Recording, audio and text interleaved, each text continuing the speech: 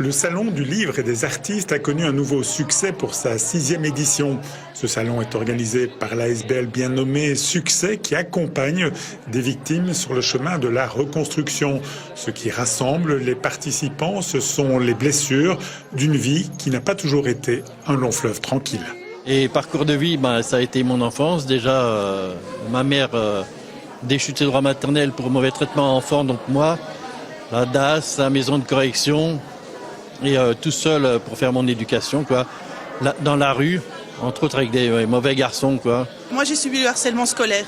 Alors, à mon époque, à moi, ça se connaissait pas encore vraiment, ça portait pas vraiment nom. On disait que c'était des groupes, etc. C'était plutôt, on considérait que c'était encore plutôt bon enfant, même si finalement, moi, j'en suis toujours blessée maintenant, puisque à mon âge, donc j'ai plus de 30 ans, je n'arrive toujours pas à passer devant l'école.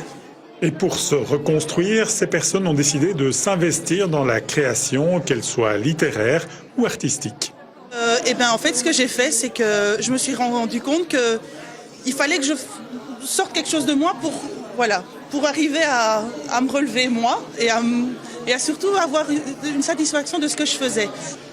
Oui, souvent on se dit, on est un cas particulier, on est tout seul et on s'aperçoit que non, qu'il y a beaucoup de gens qui ont vécu la même chose que nous. Mais chacun dans son coin. Ici, on se touche réunis, on parle entre nous et on se découvre qu'on n'est pas le seul à avoir vécu des choses difficiles, quoi. Et c'est très encourageant, quoi.